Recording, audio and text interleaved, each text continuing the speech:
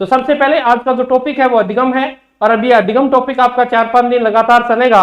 हाँ जी, तो सबसे पहले हम अधिगम जो टॉपिक स्टार्ट कर रहे हैं, तो मैं तो इसको एक निचोड़ के रूप में लेके आ रहा हूं कि आपको ये टॉपिक रिवाइज भी हो जाए और सब चीजें आपकी हो जाए। बिल्कुल एस गुदारा, आपका बहुत बहुत आभार। प्रदीप, गौर, सोना, कैसोन, मीणा, पूजा, आनंद, सबको आशीर्वाद वही यशस्वी भवे। तो पहला ही प्रश्न आपकी स्क्रीन पर आपको दिखाई दे रहा होगा कि अधिगम से क्या तात्पर्य है। क्या पहला प्रश्न है, अधिगम से क्या तात्पर्य है? पूछ रहे व्यवहार में अस्थायी परिवर्तन लाना, अभ्यास व शिक्षण में परिपक्वता लाना, प्रत्यक्ष और अप्रत्यक्ष अनुभवों के माध्यम से व्यवहार में अपेक्षित परिवर्तन करना, वातावरण से संबंधित आवश्यकताओं की पूर्ति के लिए व्यवहार में होने वाले कुछ परिवर्तन करना। तो बताइएगा इसका राइट आंसर क्या होगा? इसका राइट आंसर क्या होगा? 1 नंबर प्रश्न का राइट आंसर बताने का प्रयास करेंगे सभी। फटाफट आंसर दीजिए इसका 1 नंबर का राइट आंसर क्या होगा? हाँ जी, बताइए भाई। हाँ जी, जय श्री कृष्णा। बिल्कुल बिल्कुल, चलिए बताइएगा 1 नंबर का राइट आंसर क्या होगा। थोड़ा सा ऑप्शन बढ़े तो आपको समय दिया गया है। इसका 1 नंबर का राइट आंसर क्या होगा? हाँ जी, बताइएगा 1 नंबर का राइट आंसर क्या होगा?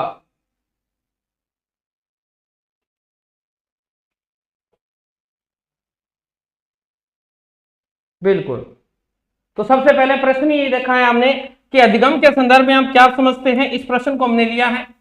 आप अधिगम के संबंध में हम क्या समझते हैं, इसी प्रश्न को हमने लिया है सबसे पहले। तो व्यवहार में होने वाला स्थायी परिवर्तन होता है, अस्थायी परिवर्तन नहीं होता। ये तो गलत हो गया। अभ्यास व शिक्षण में परिपक्वता लाना, परिपक्वता तो आती नहीं, अपने आप आती है, ऑटोमेटिक क्रिया है, तो ये भी गलत हो गया। अभ्यास से आप ऐसा नहीं कर सकते कि जवानी को रोक सकते हो, बचपन को वापिस लाया जा सकता है, नहीं, ऐसा कुछ नहीं हो सकता। तो परिपक्वता तो नेचुरल क्रिया है, ये भी गलत हो गया। फिर आगे कह रहा है प्रत्यक्ष यानी मूर्त की बात कर रहा है और अमूर्त की बात कर रहा है। प्रत्यक्ष और अप्रत्यक्ष अनुभवों के माध्यम से व्यवहार में अपेक्षित, जैसा आप चाहते हैं, परिवर्तन करना। देख लेते हैं आगे वाला ऑप्शन, वातावरण से संबंधित आवश्यकताओं की पूर्ति के लिए व्यवहार में होने वाले कुछ परिवर्तन करना। कुछ नहीं, सारे परिवर्तन ही हो जाते हैं लगभग। तो ये भी गलत हो गया। फिर राइट आंसर इसका 3 नंबर बच गया। 1 का 3 नंबर राइट आंसर है। 1 का 3 नंबर राइट आंसर है। बिल्कुल स्पीड से, मेरे से ज्यादा स्पीड से तो कोई पढ़ाता ही नहीं बेटा, कहने की आवश्यकता नहीं पड़ती मुझे। 2 नंबर क्वेश्चन देखो, अधिगम प्रक्रिया से तात्पर्य बालक में उपयुक्त व्यवहारिक क्रियाओं द्वारा व्यवहार परिवर्तन लाना। ये परिभाषा किसने दी है? ये परिभाषा किसने दी है? तो देखो फिर किसने दी है? गिलफोर्ड ने दी है, किंगले ने दी है, एडवर्ड टोलमैन ने दी है, या कोई नहीं है? ये पूर्व के पेपर में पूछा गया प्रश्न है, तो ध्यान रखिएगा, परिभाषाएं इंपॉर्टेंट होती हैं।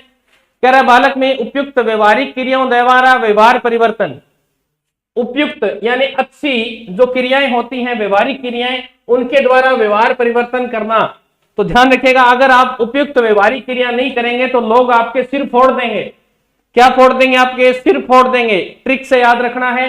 तो गिलफोर्ड इसका राइट आंसर, यानी आप अगर उपयुक्त व्यवहारिक क्रिया नहीं करोगे तो लोग आपके सर फोड़ देंगे। सर फोड़ देने से याद रख जाएगा गिलफोर्ड। ये परिभाषा किसकी है? गिलफोर्ड की है। तो 1 नंबर इसका राइट आंसर हो जाएगा। 3 नंबर देखो, निष्पादन में परिवर्तन अभ्यास का फलन होता है। ये परिभाषा किसकी है? सीधा सा अर्थ पूछा इसने कि निष्पादन, आप कोई भी कार्य कर रहे हैं, जैसे आपने पहले क, ख, ग, घ ये व्यंजन सीखे और उसमें परिवर्तन, आप इसको बार बार पढ़ रहे हैं तो आपको इसमें नए नए परिवर्तन देखने को मिल रहे हैं और आपको इसका कुछ ना कुछ फल मिल रहा है। तो ये बात पूछ रहा है कि निष्पादन में परिवर्तन, हर बार आप एक किताब को पढ़ते हैं तो हर बार वो किताब आपको नए प्रश्न देती है, और जो परिवर्तन होता है, जो अभ्यास से नई नई चीजें निकल के सामने आती है, तो उसे हम क्या कहते हैं? तो बताइएगा उसे हम क्या कहते हैं? बिल्कुल सभी का राइट आंसर आ गया है। 2 नंबर राइट आंसर है गुरुजी। उसे अधिगम कहते हैं, उसे गुरुजी लर्निंग कहते हैं। ठीक है बेटा, उसे लर्निंग कहते हैं। नेक्स्ट क्वेश्चन, 4 नंबर क्वेश्चन है, निम्न में से कौन सी अधिगम की विशेषता नहीं है? पूछा है। यहां आपको अगर टॉपिक पूरा पढ़ा है तो आप इसका सही उत्तर दे दोगे। आपसे पूछ रहा है निम्न में से कौन सी अधिगम की विशेषता नहीं है, ये पूछ रहा है। अधिगम की विशेषता नहीं है। हाँ जी बताइएगा, आपसे प्रश्न पूछा जा रहा है कि कौन सी अधिगम की विशेषता नहीं है, तो आंसर दीजिए फटाफट इसका। अधिगम की कौन सी विशेषता नहीं है, बताइएगा अधिगम की कौन सी विशेषता नहीं है। हाँ जी बताओ भाई बच्चों, बताओ इसका उत्तर क्या होगा।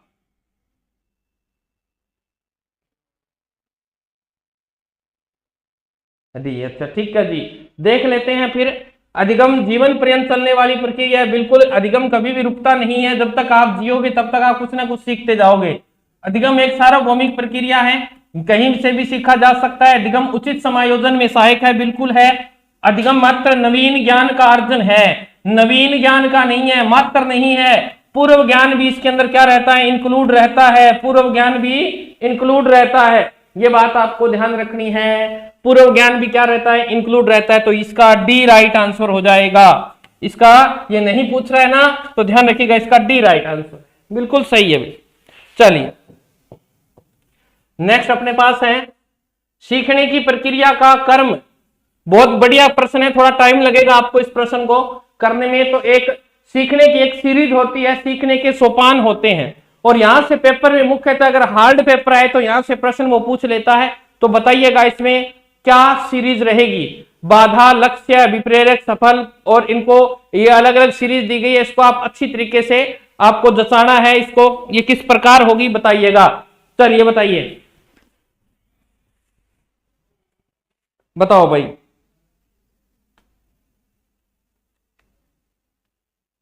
बताओ भाई इसका उत्तर बताइएगा, क्या उत्तर होगा।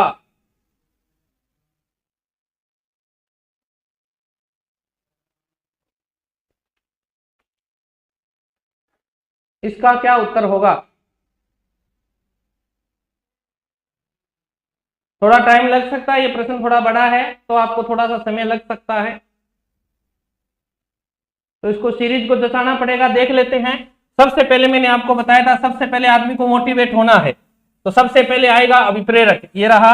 एक नंबर पे आएगा अभिप्रेरक है, एक नंबर पे आपका है अभिप्रेरक। गुरुकुल तारानगर यूट्यूब चैनल पर आपको ये प्रश्न करवाए जा रहे हैं। चलिए, तो एक नंबर पे आपका आएगा अभिप्रेरक। फिर उसके बाद की बात करें, जैसे अभिप्रेरक आएगा व्यक्ति करेगा वेरियस रिस्पॉन्स, विभिन्न अनुक्रियाएं, ये रहा। उसके बाद की अगर बात करें तो उसके बाद में उसके जीवन में आएगी बैरियर यानी बाधाएं, उसके जीवन में क्या आएगी, बाधा आएगी। ये लो गुरुजी, ठीक है जी। उसके बाद में वो क्या करेगा, करेक्ट रिस्पॉन्स है, करेक्ट रिस्पॉन्स की बात कर रहा है। करेक्ट रिस्पॉन्स यानी सही अनुक्रिया, यानी सही अनुक्रिया, और अंत में व्यक्ति क्या पा जाएगा, गोल को प्राप्त कर लेगा। ये इसका राइट आंसर। तो इसको सीरीज को हमने बता दिया है, ये है। तो ये आपको थोड़ा सा ध्यान रखना है, इस सीरीज को आपको अच्छी तरह से याद रखना है कि क्या क्या होता है। ओके, चलिए नेक्स्ट प्रश्न अपन देखते हैं इसी सीरीज में। प्रश्न संख्या 6 आपके सामने है। सेम प्रश्न हमने फिर इसको उठाया है आपके सामने। निम्नलिखित में से कौन सा अधिगम प्रक्रिया का सही तार्किक क्रम है। आपसे प्रश्न तो सेम ही है, परंतु अलग अलग तरीके से पूछने का प्रयास यहां पर किया गया है। तो बताइएगा सही प्रश्न, इसका आंसर क्या होगा। इसका कौन सा लॉक करें भाई, आजो केबीसी खेलते हैं। लो भाई केबीसी है ये। बताओ 6 नंबर का राइट आंसर बताइएगा, इसका सही उत्तर क्या होगा। तो ये आपका अभिप्रेरणा वाला वही सिद्धांत है। सबसे पहले व्यक्ति को होती है नीड्स, होती है ना नीड्स। जैसे व्यक्ति को आवश्यकता होती है, आवश्यकता आ गई तीनों में, ठीक है जी। आवश्यकता के बाद में जैसे व्यक्ति को आवश्यकता पड़ी, फिर वो काम करने के लिए क्या हो जाता है, तत्पर हो जाता है। आदमी काम करने के लिए क्या हो जाएगा, तत्पर हो जाएगा। तत्पर तत्पर, ये रहा तत्पर। फिर वो स्थिति को देखता और अंत में फिर अंतः क्रिया करता है, जिसका 2 नंबर राइट आंसर हो जाएगा। कहीं जाने की आवश्यकता नहीं पड़ी, एक ही ऑप्शन में मिल गया। पहले सबसे पहले आदमी को आवश्यकता, और आवश्यकता के बाद में आदमी तत्पर होता है। फिर वो कंडीशन देखता है कि मेरी वास्तविक एक्चुअल सिचुएशन क्या है, और अंत में फिर वो अंतः क्रिया अपने वातावरण के हिसाब से उसको करना प्रारंभ कर देता है। तो इसका 2 नंबर राइट आंसर होगा भाई, इसका 2 नंबर राइट आंसर हो जाएगा। ओके ठीक है जी, ओके जी। चलिए 7 नंबर प्रश्न आपके सामने आपकी डिस्प्ले पर है कि निम्न में से कौन सी अधिगम की विशेषता नहीं है। वही है अधिगम की विशेषता आपसे पूछ रहा है। अगर अधिगम टॉपिक आपका क्लियर है तो आप इसका सही उत्तर दे दोगे, अन्यथा नहीं दे पाओगे। तो बताइए कौन सी अधिगम की विशेषता नहीं है। देखो, अधिगम व्यवहार में परिवर्तन है बिल्कुल, यानी आपको पूर्व ज्ञान से, आपको पूर्व ज्ञान था, उस ज्ञान को आपने नई दिशा में लेके गए, तो आपने कुछ चीजों का अर्जन तो किया है, परंतु आपके व्यवहार में क्या हुआ है, परिवर्तन हुआ है। तो बिल्कुल ये तो सही बात है कि हमने कुछ सीखा ही है, तो ये बात तो होगी सही। आगे है, अधिगम समायोजन में सहायक है। बिल्कुल, आपने कोई भी लर्निंग या कोई भी चीज सीख ली है तो आप कहीं भी एडजस्टमेंट कर सकते हैं, समायोजन कर सकते हैं। बिल्कुल आपका ये भी सही आंसर हो गया। आगे देखते हैं, अधिगम क्रियाशील। हाँ जी, बिल्कुल, एक्टिव होने के बिना तो आप सीख ही नहीं सकते। जब तक आप एक्टिव नहीं हो, ठीक है, एक्टिव नहीं हो, क्रियाशील नहीं हो, तो नहीं सीख सकते। और वातावरण की क्या है, उपज है। बिल्कुल, क्रियाशीलता गुणा में वातावरण बराबर अधिगम, बिल्कुल सही बात है, ये भी आपका सही। तो फिर एक ऑप्शन बच गया अपने पास। अधिगम एक उत्पाद है, प्रक्रिया नहीं। नहीं, अधिगम एक प्रक्रिया है, उत्पाद नहीं है। उल्टा बोल दिया इसने, तो ये बात अगर वो लिखता तो सही हो जाता। अधिगम एक प्रक्रिया है, यहां प्रक्रिया शब्द आ जाएगा और उत्पाद नहीं, तो बिल्कुल सही होता, परंतु इसने उल्टा कर दिया है, तो इसका डी राइट आंसर हो जाएगा। ठीक है, क्योंकि अधिगम एक प्रक्रिया है, कुछ भी सीखा जा सकता है, परंतु एक प्रोजेक्ट के रूप में कभी भी सामने नहीं आता। तो ये बात आपको ध्यान रखनी है। तो ये आपका इसका डी।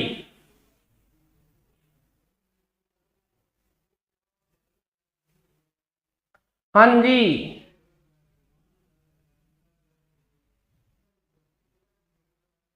पूनम यादव पूछ रहे हैं कि सर आपकी पहले की वीडियो मिल ही नहीं रही चैनल पर। कौन सी वीडियो नहीं मिल रही भाई, किस चीज की वीडियो नहीं मिल रही, वो भी थोड़ा कंप्लेन बताइएगा, फिर मैं आपको बता देता हूं किस चीज की वीडियो नहीं मिल रही। हाँ, नीचे किसने उत्तर भी दिया है आपको, वो उत्तर भी पढ़ सकते हो आप। कौन है ये, तमन्ना शर्मा। ठीक है जी, बताइएगा किस चीज की वीडियो नहीं मिल रही, फिर बता देंगे आपको। चलिए नेक्स्ट अपन देख लेते हैं। 8 नंबर क्वेश्चन आपके सामने है, निम्नलिखित में से कौन सा अधिगम के निर्मितकरण का सिद्धांत नहीं है। बढ़िया प्रश्न है, अधिगम का निर्माण किस सिद्धांत के अंतर्गत नहीं होता। ऐसे 3 सिद्धांत इसके अंदर हैं और एक सिद्धांत नहीं है। तो बताइए 8 नंबर का आंसर क्या होगा।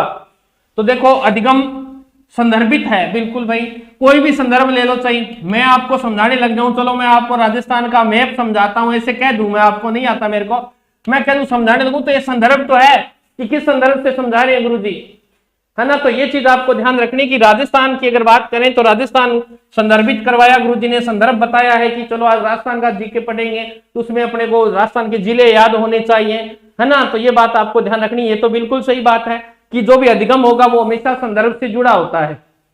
आगे, अधिगम तात्कालिक है। तात्कालिक कैसे हो सकता है, ये तो सार्वभौमिक होता है, अधिगम तो सार्वभौमिक है ना, सत है, तात्कालिक कैसे है, लगातार चलता है। तो आगे देखते हैं, अधिगम सामाजिक प्रक्रिया। बिल्कुल, सामाजिक का अर्थ है कि हम एक दूसरे से सीखते हैं, आप मुझसे कुछ बातें सीखते हो, मैं आपसे कुछ बातें सीखता हूं, समाज में लोग ऐसे ही एक दूसरे से बातें सीखते रहते हैं, तो वो अधिगम ही करते हैं। जिस व्यक्ति को जो चीज नहीं आती वो दूसरे व्यक्ति को सिखा देता है, ये अधिगम का एक भाग है। अधिगम एक सक्रिय प्रक्रिया, अभी बता के आए थे कि जब तक एक्टिव नहीं रहोगे तब तक आप कुछ भी नहीं कर सकते, ये एक्टिव है।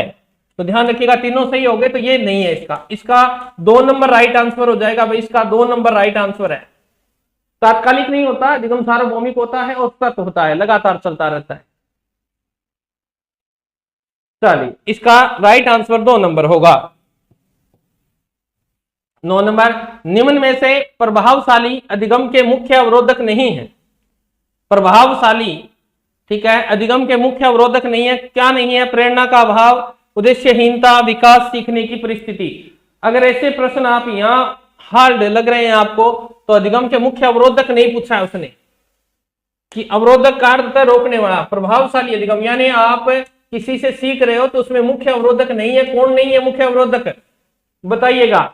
मेन प्रश्न आप बताइएगा कि इसका मुख्य अवरोधक कौन नहीं है, आंसर दीजिए फटाफट। 9 नंबर का राइट आंसर क्या होगा, ठीक है, 9 नंबर का राइट आंसर क्या होगा, बता दीजिएगा।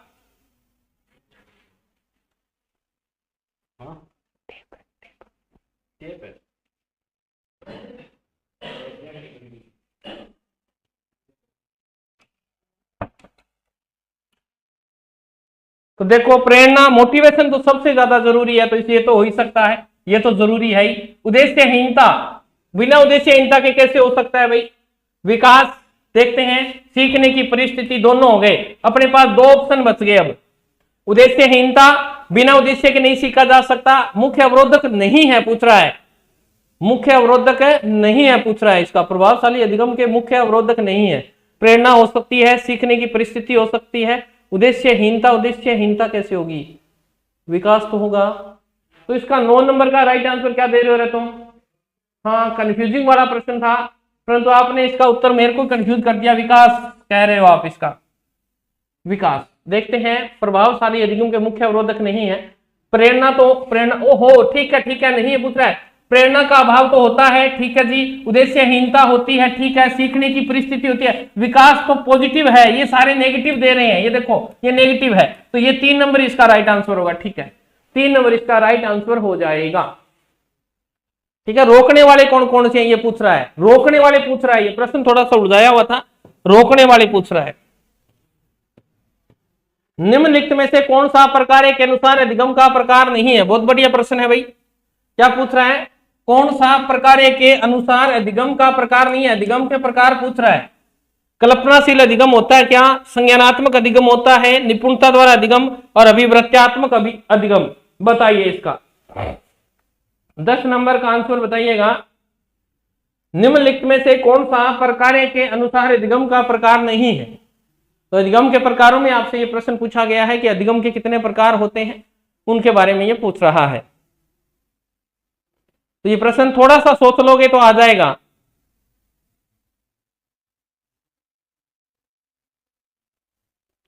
हमारा काम ही कंफ्यूज करना है ना? हम तो कंफ्यूज कर देते हैं, क्योंकि हम तो दिल में आते हैं, समझ में आते ही नहीं किसी के। हाँ जी,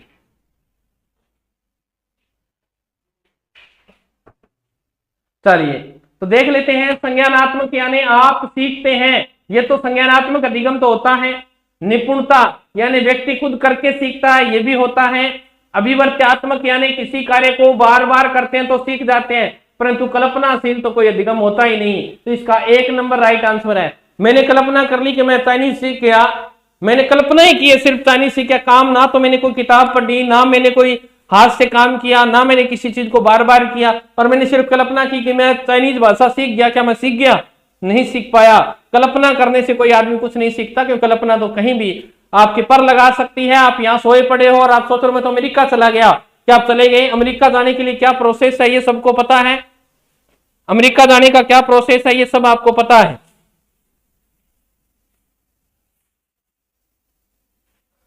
ठीक है, अमेरिका ऐसे नहीं जाया जाता, इस बात का आपको पता होगा।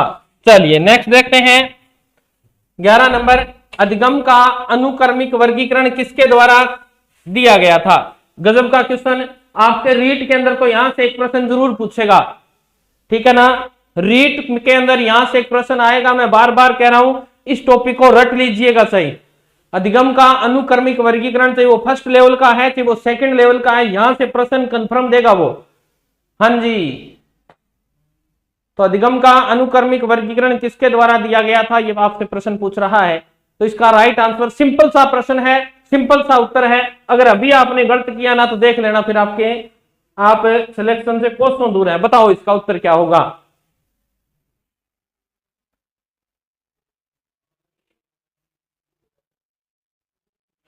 ठीक है जी, ठीक है, सबका राइट आंसर। तो इसका मतलब सबकी तैयारी अच्छी चल रही है, सबको आशीर्वाद यशस्वी भव है, आप खूब उन्नति करो। बिल्कुल भाई। अनुक्रमिक का कह रहा है कि एक ऐसा व्यक्ति जिसने ऐसा एक मॉडल बनाया और क्रम से बताए, ऐसे क्रम व्यवस्थित किया, तो वो कौन थे? वो गेने थे।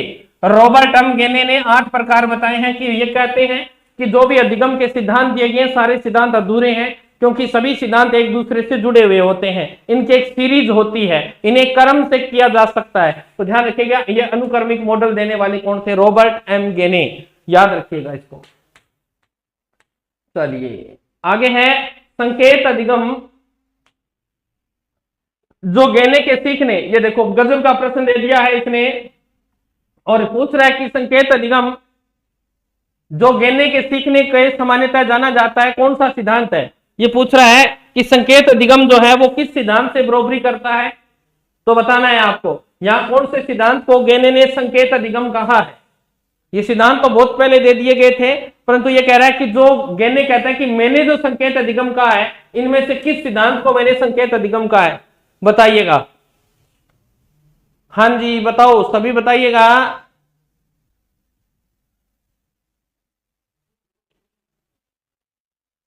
संकेत अधिगम किसने कहा है? मैं इतनी देर में तैयार कर लेता हूं आपका डायग्राम। 1 2 3 4 5 6 7 8। चलिए, किसी का उत्तर ही नहीं आया, क्या बात हो, इतना हार्ड हो गया क्या? इन्होंने पहले 1 नंबर पे कहा था संकेत, मैंने ट्रिक भी बताई थी आपको, बताऊंगा। संकेत 2 नंबर पे क्या था? उद्दीपन। 2 नंबर पे क्या था? उद्दीपन। 3 पे क्या था? श्रृंखला। 4 पे क्या थी? शब्द, था ना? फिर क्या था? फिर था बहुविवेदन, यही था ना? यही था। फिर उसके बाद में यहां पे क्या था? संप्रत्यय, यही था ना? संप्रत्यय, यही था का और था भाई, मुझे तो याद ही नहीं है। संप्रत्यय, और लास्ट में तो समस्या समाधान था, समस्या समाधान। फिर है सिद्धांत, और लास्ट में समस्या समाधान। बिल्कुल, आपको मैंने ट्रिक कराई थी, चलो मैं दोबारा करा देता हूं कि एक लड़का एक लड़की है, लड़का लड़की को क्या करता है? संकेत करता है। पहले नंबर पर संकेत अधिगम, संकेत करता है तो लड़की आगे से क्या करती है? अनुक्रिया करती है। 2 नंबर पे उद्दीपन अनुक्रिया, और अनुक्रिया क्या करती है? आंख से इशारा करती है, दोनों की क्या बन जाती है? श्रृंखला, हाथ मिला लेते हैं 2 नंबर पे, और फिर लड़का बोल देता आई लव यू, तो यानी शब्द शाब्दिक साहचर्य अधिगम। ये 3 4 जो थे ये तो अलग क्वेश्चन है, आगे आएंगे समझने वाले ज्ञानात्मक क्वेश्चन, ये आएगा। फिर लड़की को जब ये कहा गया, आई लव यू बोल दिया गया शब्दों से, तो उसके सामने आ गई समस्या, क्योंकि इसके पास तो ऐसे प्रपोजल बहुत आए हुए थे, तो उसने बहुविवेदन किया, और बहुवेदन में उसने अपने विचार बनाया।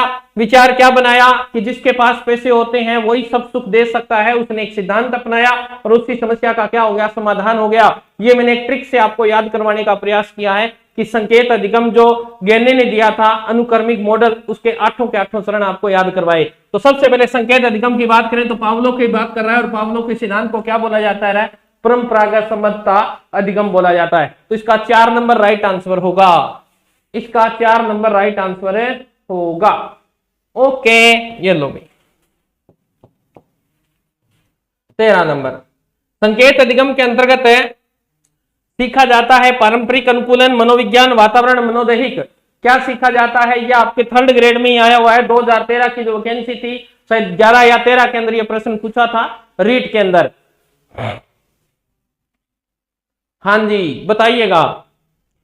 बिल्कुल, हम तो साइकोलॉजी को, कला, मनोविज्ञान को इस तरह से पढ़ा देते हैं कि बच्चों के अंगुलियों पे याद होता है। कला संस्कृति किसी ने मुझसे पढ़ी है तो सबको पता है गुरुजी कला संस्कृति की तरह साइको पढ़ाते हैं, और जिन बच्चों ने मुझसे पढ़ी है वो आज तक उनका प्रश्न गलत नहीं हुआ है। चलिएगा, संकेत अधिगम के अंतर्गत सीखा जाता है, क्या सीखा जाता है भाई? ये सीखा जाता है बस, पारंपरिक अनुकूलन, कंडीशनल थ्योरी, क्लासिकल कंडीशन, ठीक है ना? क्लासिकल का अर्थ होता है पारंपरिक और अनुकूलन। इसका 1 नंबर राइट आंसर होगा। चलिए, 14 नंबर क्वेश्चन आपके सामने, और ये आपके मैनेजमेंट के क्वेश्चन हम प्रारंभ करने जा रहे हैं, ठीक है? ये मैनेजमेंट के क्वेश्चन है, थोड़े से ध्यान रखेंगे आप। कौन से दिन, माह और वर्ष को SIERT को RSCRT के रूप में पुनर्गठित किया गया? पहले इसका नाम था SIERT, परंतु इसे वर्तमान में इसका नाम बदल दिया गया। ये कब से बदला गया ये पूछना चाह रहा है वो, किसका नाम बदलकर राजस्थान स्टेट काउंसिल है education research and training centre, कब से रखा गया इसका नाम, ये आपसे पूछना चाह रहा है, ठीक है? बताइएगा। 14 नंबर का राइट आंसर बताइए, कब इसका नाम बदला गया था? RSCRT कब रखा गया है? राजस्थान की बहुत ही महत्वपूर्ण इकाई है ये RSCRT, तो इसका थोड़ा सा आपको ध्यान रखना है। देखो, हम नाम कब बदल देते हैं? जब लड़की जवान हो जाती है, और लड़की जब 18 साल की हो जाती है तो जवान हो जाती है, तो ये लो 18 साल का हो गया। जैसे ही हमारी RSCRT 18 साल की हुई, हमने इसका नाम बदल दिया, और नाम बदलकर हमने इसका नाम रख दिया RSCRT, ऐसे याद रखना है। और कब रखा गया? ये क्या है? 2018 का 8 है, ये लो 8, ठीक है ना? और 8 का आधा कितना होता है? तो 14, यानी 15 अगस्त से 1 दिन पहले इसका नाम बदला गया था। ओके, चलिएगा, इसका राइट आंसर क्या होगा? 15 नंबर देखो, निम्नलिखित में से किस समिति की बहुत बढ़िया प्रश्न है, बार बार पेपरों में ये पूछा जाता है। किस समिति की अनुशंसा के आधार पर SIERT उदयपुर की स्थापना की गई थी? पहले इसका जो नाम था उसका स्थापना जब की गई तो कौन सी समिति के आधार पर इसकी स्थापना की गई थी? ये आपसे प्रश्न पूछ रहा है एग्जामिनर। तो बताइएगा कौन सी समिति थी वो? वर्मा समिति, यशपाल समिति, मेहरोत्रा समिति या पालीवाल समिति? इसका राइट आंसर दें भाई सभी, जिनको नहीं आता वो भी इसका आंसर दें, क्योंकि हम जब गलतियां करते हैं, ये बात ध्यान रखिएगा, व्यक्ति गलतियों से अनुभवों को उठाता है और वो गलतियां ही व्यक्ति को सफलता की ओर लेके जाती हैं। क्योंकि आपने जिंदगी में जो एक बार जो गलत कार्य कर दिया वो आप दोबारा कभी नहीं करेंगे। इसलिए अगर आप ये सोच रहे हैं कि मैं अगर दोबारा वो कार्य करूंगा तो गलती होगी, बिल्कुल नहीं होगी। इसीलिए जो भी गलतियां करनी है आप यहीं कर लें, पेपर में आपको ये गलतियां करने की आवश्यकता नहीं पड़ेगी। इसलिए जितना हो सके माइंड ओपन कर लीजिए कि मुझे नहीं आ रहा, परंतु आपका माइंड क्या कर रहा है कि इसका उत्तर ये होना चाहिए, आप लिखो वो, ताकि वो प्रश्न का ऑप्शन आपके माइंड से हट जाए कि उस दिन गुरुजी ने पढ़ाया था, मैंने ये उत्तर दिया था और ये उत्तर मेरा गलत हुआ था। इसीलिए जो माइंड आपका कह रहा है वो उत्तर जरूर दिया करो भाई सीरीज में। चलिए बताइएगा इसका, तो ध्यान रखेंगे SIERT उदयपुर जो की स्थापना हुई थी वो किसकी सिफारिश पे हुई थी? मेहरोत्रा समिति की सिफारिश पे हुई थी। किसकी सिफारिश पे? मेहरोत्रा समिति की सिफारिश पे हुई थी। इंपॉर्टेंट क्वेश्चन है आपका, इसको अच्छी तरह से याद रखेंगे। ठीक है जी, हाँ जी। श्री राम जी बीकानेर से कह रहे हैं कि गुरुजी मार तो याद हो गयो, बहुत बढ़िया बात है, याद होना चाहिए। निम्नलिखित में से कौन सा विभाग है SIERT उदयपुर का नहीं है? बहुत गजब का प्रश्न है भाई। उदयपुर के अंदर 9 विभाग हैं। उदयपुर के अंदर कितने हैं? 9 विभाग हैं इस संस्थान के अंदर। ये पूछ रहा है उनमें से कौन सा विभाग नहीं है, ये पूछना चाह रहा है आपसे। कोई बात नहीं, गलत हो गया, भविष्य में गलत को नहीं हुआ, ठीक है। तो आपसे ये प्रश्न पूछ रहा है कि इनमें से कौन सा विभाग, निम्नांकित में से कौन सा विभाग SIERT उदयपुर का नहीं है? निम्नांकित में से कौन सा विभाग SIERT, यानी अब इसको RSCRT बोलते हैं, CERT वर्तमान में नाम, पहले पुराना है तो पुराने के हिसाब से है। तो बताइएगा कौन सा विभाग नहीं है? बिल्कुल ये TE विभाग तो है, टीचर एजुकेशन विभाग भी है, और ये साइंस एंड मैथ वाला विभाग भी वहां पे है, डिपार्टमेंट है। पाठ्यक्रम और कैरिकुलम एंड इवैल्यूएशन है ना, ये विभाग भी वहां पर है। स्त्री अध्ययन, नारी शिक्षा का ऐसा कोई विभाग वहां पर नहीं है। ये इसका राइट आंसर हो जाएगा, ये उसका राइट आंसर हो जाएगा। ऐसा विभाग कोई नहीं है वहां पे, ऐसा कोई भी विभाग वहां पर उपस्थित है नहीं है। तो ये इसका डी राइट आंसर है भाई।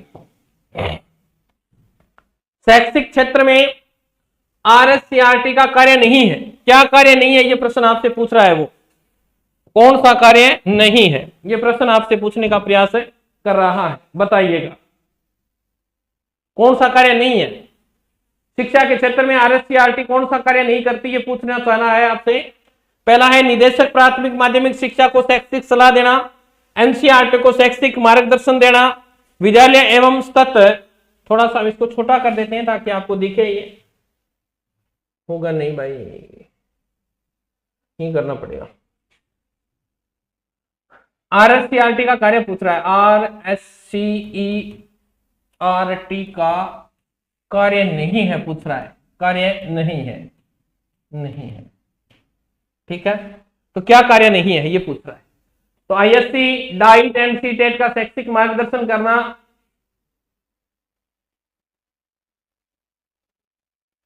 बहुत बढ़िया बात। अभी अगर आप तारानगर से और बीकानेर से वीडियो देख रहे हो तो बहुत बढ़िया बात है।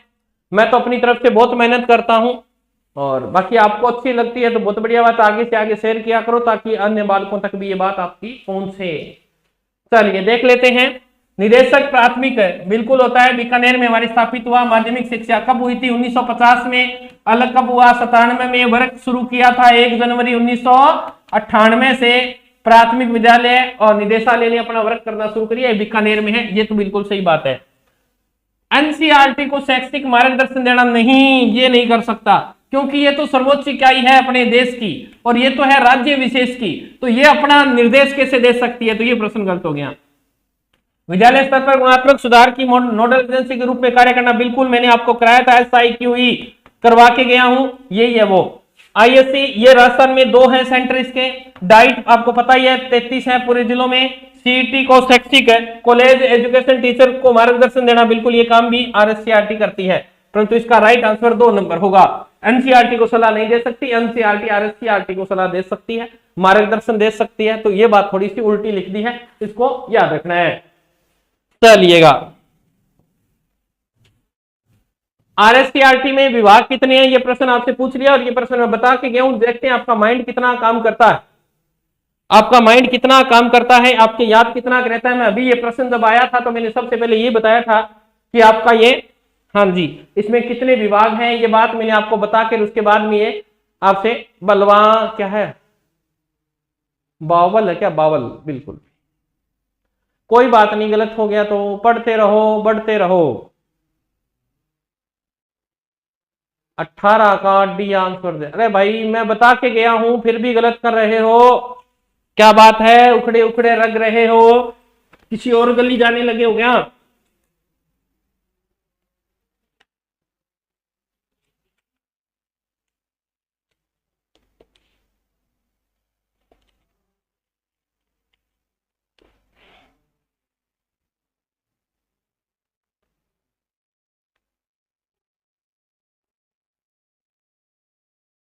बिल्कुल बिल्कुल भैया, आप सभी को जो ऑफलाइन पढ़े हैं बिल्कुल।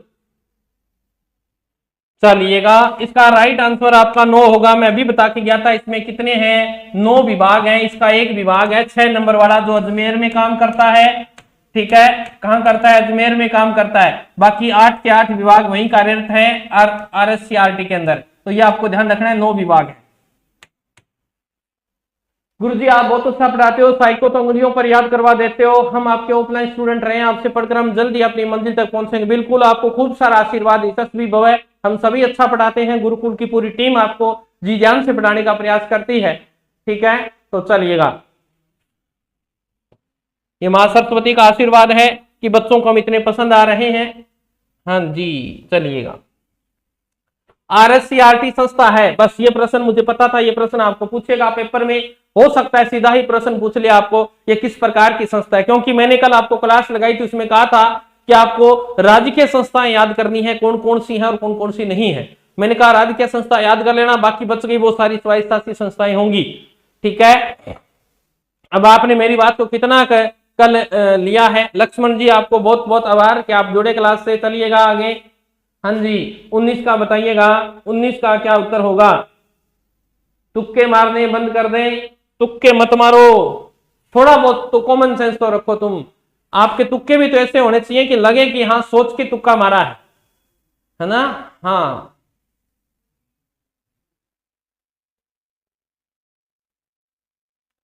हाँ जी, ये सर सुभाजी चारण की वजह से ये ऐसा हो पाया कि तारानगर ब्लॉक में 2 नंबर पर आया, सिर्फ सुभाजी सर की वजह से 2 नंबर पर रहा।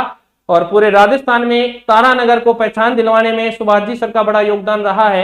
ये बात कोई आपसे भी छुपी हुई नहीं है कि जब से हमने गुरुकुल खोला है तो तारानगर का भविष्य और एजुकेशन नगरी के नाम से इसे जाना जाने लगा है। तो उसमें सुभाष सर को कोटि कोटि नमन, नमस्कार, सैल्यूट है सर को कि उन्होंने ऐसी एक मुहिम चलाई और तारानगर को ब्लॉक एजुकेशन लाइन में 2 नंबर पर लेकर आए। सर का मेरी तरफ से तहे दिल से आभार, धन्यवाद। चलिएगा, अब बताइएगा, आरएससीईआरटी संस्था है, स्वायत्तशासी संस्था है, केंद्र सरकार के अधीन है, एनसीवीटी के अधीन है या माध्यमिक। थोड़ा सा तुक्का लगाते, यहाँ राजस्थान है। पहली बात तो अगर तुक्का भी लगाने बैठे तो ये पता चलना चाहिए था माध्यमिक शिक्षा बोर्ड अजमेर है। थोड़ा बहुत तुक्का लगाते तो सही तो लगाया करो। क्यों? क्योंकि अब तो कई ये स्वायत्तशासी संस्था ये अपना भरण पोषण खुद ही करती है, किताबें छापती है, किताबों का मैटर छापती है ना, ये सब काम, किताबों का मैटर, पाठ्यक्रम का सिलेक्शन करना, सब चीजें तकनीकी लेके आना, ये अपना भरण पोषण खुद करती है। तो ये बात ध्यान रखेंगे, ये स्वायत्तशासी संस्था है। इंपोर्टेंट प्रश्न है ये। आरएससीईआरटी क्या है और इसको याद करने का फॉर्मूला मैंने आपको बताया था कि आपको सिर्फ सहकारी संस्था याद कर लेनी है और उसके बाद में जो बच जाएंगे वो सारी क्या हो जाएंगी, सिर्फ सहकारी संस्था याद कर लो। परंतु हम तो पढ़ते ही नहीं गुरुजी, आपके कहने से क्या होता है। आप हमारा सिलेक्शन कराने पे तुले और हम आप सिलेक्शन से दूर भागना चाहते हैं सर। ये प्रश्न क्या आ गया, आरएससीईआरटी का कौन सा विभाग अजमेर में स्थित है। और अभी बता के गया था, मैंने कहा था 6 नंबर विभाग जो है वो आपका कहां है, अजमेर में है। बाकी 8 विभाग कहां कार्यरत है, उदयपुर में चालू है। तो बताओ भाई कौन सा विभाग कहां है।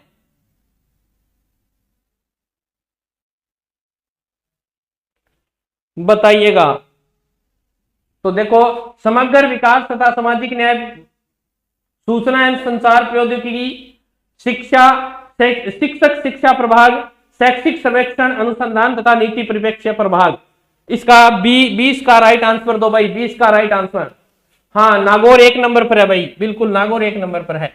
तो ध्यान रखिएगा, इसका ईटी जो सेल है ना, ईटी जो सेल है ये 6 नंबर विभाग है आरएससीआरटी का। ये आपका कहां काम करता है? ये आपका अजमेर में कार्यरत है। तो इसका 2 नंबर राइट है। सूचना और संचार प्रौद्योगिकी जो सेवा प्रभाग है आरएससीआरटी का 6 नंबर विभाग है, वो आपका अजमेर में काम करता है। तो इसका ये आपका राइट आंसर हो जाएगा। चलिए नेक्स्ट प्रश्न आपके सामने है। वर्तमान में राजस्थान आरएससीआरटी का कार्य नहीं है। बहुत गजब का क्वेश्चन है, क्योंकि आरएससीआरटी आपके लगा है टॉपिक, तो ये बात आपको ध्यान रखनी है। तो यहाँ पर कौन सा आपका विभाग है काम नहीं है, ये पूछना चाह रहा है आपसे। प्रश्न तो बढ़िया है भाई, ये अगर आप सही तरीके से इनको नोट करते हो घर पे या सच्चे मन से करते हो तो भाई बढ़िया प्रश्न है ये। बताइएगा 21 नंबर का राइट आंसर बताइएगा। तो देख लेते हैं, वर्तमान में राजस्थान आरएससीआरटी का कार्य नहीं है, नहीं पूछ रहा है। पहले तो यही देखना है अपने को, क्या पूछ रहा है वो नहीं पूछ रहा है, क्या पूछ रहा है वो नहीं पूछ रहा है। कक्षा 1 से 8 तक के पाठ्यक्रम का निर्धारण ये तो सारों का ही करता है, ठीक है जी। कक्षा 5 से 8 की परीक्षा है तो ब्लूप्रिंट तैयार करता है, बिल्कुल करता है। पेपर की पाठ्यक्रम की जानकारी सब इनका काम है। सेवारत शिक्षक जो सेवारत हो गए हैं उन शिक्षकों का, मंत्रालय कार्मिकों का जो कार्मिक हैं तथा अधिकारियों को प्रशिक्षण, बिल्कुल ट्रेनिंग का काम भी यही करता है। कक्षा 1 से 12 तक की पाठ्य पुस्तकों का प्रकाशन ये नहीं करता। ये कौन करता है? ये तो जयपुर वाली संस्था करती है, जयपुर पाठ्य पुस्तक मंडल जो है वो इसका प्रकाशन करता है। तो इसका ये थोड़ा सा आपको ध्यान रखना है, ये आपको याद रखना है। ये तो जयपुर वाली जो संस्था है ना, स्वायत्त शासी संस्था है ना, जो क्या करती है, आपके लिखा होगा राजस्थान प्रकाशन बुक डिपो, ऐसे लिखा होता है प्रकाशन मंडल जयपुर, तो वो इसका प्रकाशन करती है। आरएससीआरटी प्रकाशन नहीं करती, इसका थोड़ा सा ध्यान रखेंगे। इसका डी राइट आंसर होगा। 22 नंबर। अकादमिक स्तर पर सर्वोच्च अधिकारी कौन होता है? अकादमिक स्तर पर सर्वोच्च अधिकारी कौन होता है? सर्वोच्च अधिकारी कौन होता है? निदेशक होता है, शिक्षा मंत्री होता है, अतिरिक्त निदेशक होता है, अतिरिक्त निदेशक होता है, शिक्षा सचिव होता है। बताइए 22 नंबर का राइट आंसर क्या होगा? कौन होता है? अकादमिक स्तर की बात कर रहा है, और अकादमिक स्तर की बात करें, हाँ जी बताएंगे आपको सर्वोच्च अधिकारी कौन होता है अकादमिक स्तर पर। हाँ तो मैनेजमेंट में हो रहे हैं तो सही है जी, फर्स्ट रैंक की कैसी है, बातें मत करो। अगर गलत हो रहे हैं तो भाई मैनेजमेंट को अच्छे ढंग से पढ़ो, क्लासें लगाओ तो समझ में आएगी मैनेजमेंट, रट्टा मारने से समझ में नहीं आएगी। हाँ जी, तो सर्वोच्च अधिकारी आपसे पूछ रहा है तो निदेशक होता है। सर्वोच्च अधिकारी कौन होता है? अकादमिक स्तर पर निदेशक होता है। अकादमिक स्तर पर निदेशक ही सर्वोच्च अधिकारी होता है। चलिए बहुत बढ़िया बात। 23 नंबर। आरएससीआरटी या एसआईईआरटी उदयपुर से संबंधित नहीं है, ये सारी जानकारी आ गई है। अब देखो, इसकी स्थापना 11 नवंबर 1978 को उदयपुर में की गई, ठीक है जी। प्रारंभिक शिक्षा के अधीन राजकीय संस्था है जी। कैसे कह दिया इसने? राजकीय संस्था तो नहीं है, अभी हम पढ़ के गए ना इसको। राजकीय संस्था नहीं है ये राजकीय संस्था नहीं है, ये स्वायत्त शासी संस्था है। ये क्या है? ये स्वायत्त शासी संस्था है। ये स्वायत्त शासी संस्था है, स्वायत्त शासी संस्था है। ये बात आपको ध्यान रखनी है, स्वायत्त शासी संस्था है। तीसरी, प्रोफेसर आरसी मेहरोत्रा समिति की अभिशंसा से इसको स्थापित किया गया, बिल्कुल सही बात है। 14 अगस्त 2018 को आरसीटी का नामकरण किया गया, ये भी बहुत बढ़िया बात है। तो यही गलत लिख दिया उसने, तो इसका राइट आंसर 2 नंबर होगा। इसका राइट आंसर कितना? 2 नंबर होगा। फिर है हमारे पास प्रश्न संख्या 24। नेक्स्ट प्रश्न है अपने पास प्रश्न संख्या 24। हाँ जी, राजस्थान राज्य शैक्षिक अनुसंधान और प्रशिक्षण परिषद उदयपुर, ये देखो इसकी फुल हिंदी फॉर्म क्या है? RSCERT, ये है इसकी, राजस्थान राज्य शैक्षिक अनुसंधान रिसर्च एंड ट्रेनिंग परिषद काउंसिल, ठीक है। उदयपुर के कौन से विभाग द्वारा कैरियर डे का आयोजन किया जाता है? कौन सा विभाग कैरियर डे का आयोजन करता है? ऑप्शन आपके सामने है। मानविकी विभाग करता है, समाज विज्ञान विभाग करता है, विज्ञान और गणित विभाग करता है, मनोवैज्ञानिक आधार और व्यावसायिक निर्देशन विभाग करता है, या शिक्षक शिक्षा विभाग करता है? बताइएगा इसका राइट आंसर क्या है।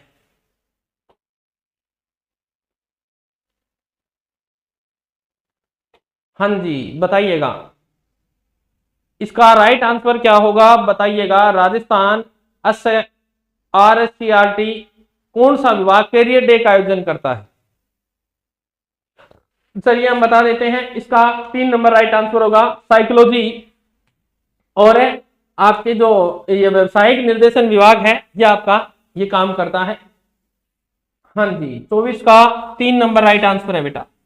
कैरियर डे तो देखो, कैरियर तो मनोवैज्ञानिक ही बनाते हैं, और व्यवसाय के अंदर ही कैरियर बनता है, यानी खुद का बिजनेस जो करते हैं, व्यवसाय जो करते हैं उसके अंदर बनता है। चलिए उसके लिए निर्देश दिया जाता है। 25 नंबर क्वेश्चन है, RSCRT यानी SCRT में 9 विभाग है, उनमें से कौन सा नहीं है? फिर वापिस वही प्रश्न पूछने का प्रयास किया गया है कि यहाँ उदयपुर में 9 विभाग हैं, तो यहां से ये पूछ रहा है कि इनमें से कौन सा विभाग नहीं है। हाँ जी बताइएगा यहाँ कौन सा विभाग है नहीं है? विज्ञान और गणित विभाग बिल्कुल है, विज्ञान और गणित विभाग बिल्कुल है जी, ठीक है। शिक्षा तकनीकी विभाग, सूचना एवं तकनीकी विभाग है, शिक्षा तकनीकी विभाग नहीं है, सूचना तकनीकी विभाग है। शिक्षा क्रम और मूल्यांकन विभाग बिल्कुल ये है, पाठ्यक्रम का निर्धारण करती है, ये सब चीजें हैं। सेवा पूर्व प्रशिक्षण विभाग ये भी है, तो इसका 2 नंबर राइट आंसर है, क्योंकि शिक्षा नहीं है, सूचना तकनीकी विभाग है, IT सेल जिसको बोला जाता है। हाँ जी बिल्कुल 2 नंबर इसका राइट आंसर है, 2 नंबर इसका राइट आंसर है जी, 2 नंबर राइट आंसर है। तो ये आज की हमारी प्रश्नोत्तरी के अंदर मुख्य प्रश्न आज हमने पढ़े। किसी ने बहुत गजब कहा है कि सफर तो जीवन में होता ही है, इसके बिना फिर जीवन कैसा? सफर तो जीवन में होता ही है, इसके बिना फिर जीवन कैसा? आए और चले गए यूं ही, आए और चले गए यूं ही, फिर जीवन जीना कैसा? तुम्हारे होने को कोई किसी ने स्वीकारा ही नहीं, तुम्हारे होने को कोई किसी ने स्वीकारा ही नहीं, फिर तुम्हारा होना कैसा? आए हैं तो एक पहचान बना, आए हो तो एक पहचान बना, तुम्हारे ना होने पर जब कहें लोग किसी का होना हो तो उसके जैसा, उसके जैसा, वरना किसी का ना होना फिर होना कैसा? सफर है तो जीवन में बिना संघर्ष के आपको कुछ नहीं मिलेगा, इसीलिए संघर्ष करते रहें, आपको मंजिल अवश्य मिलेगी। इसी नई आशा के साथ, नए थॉट के साथ मिलेंगे कल, तब तक स्वस्थ रहें, मस्त रहें। जय राजस्थान, जय भारत।